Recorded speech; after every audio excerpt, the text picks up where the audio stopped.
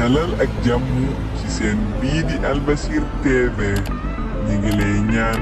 nga abonné ci seen bi te partage vidéo bi. asalaamaaleykum mbokk yi yéen ñi si wër seen bii di Albasir TV ñu ngi leen nuyoo foofu ca Xelkom Diaga ci liggéey bi nga xamante ni Serigne Cheikh Saliou moom la wote woon noonu waaye mel na ni dañuy nemmeeku ci wet gi ay daay yoo xamante ni li wër ci tool bi mooy tàkk nii ba yenn ci mbokk yi ñu ngi fay dem nii di fay gaa yi dafa mel dañuy fay ni mais daay gi dafa mel ne luy wër ndax moob mi la ñax mi la mooy wër di tàkk noonu murid yaa ngi fi bàyyi nañ liggéey ba nekk ca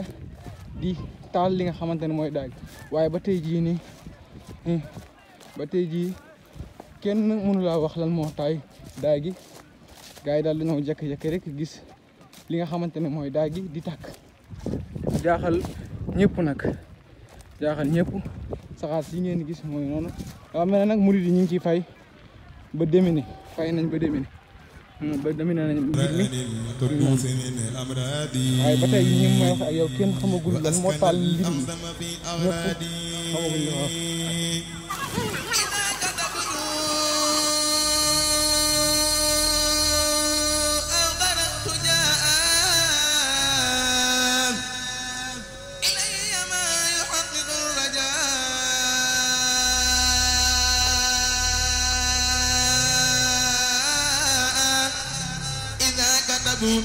أو قرأت جاء إلي ما يحقق الرجاء إذا كتبت أو قرأت جاء إلي ما يحقق الرجاء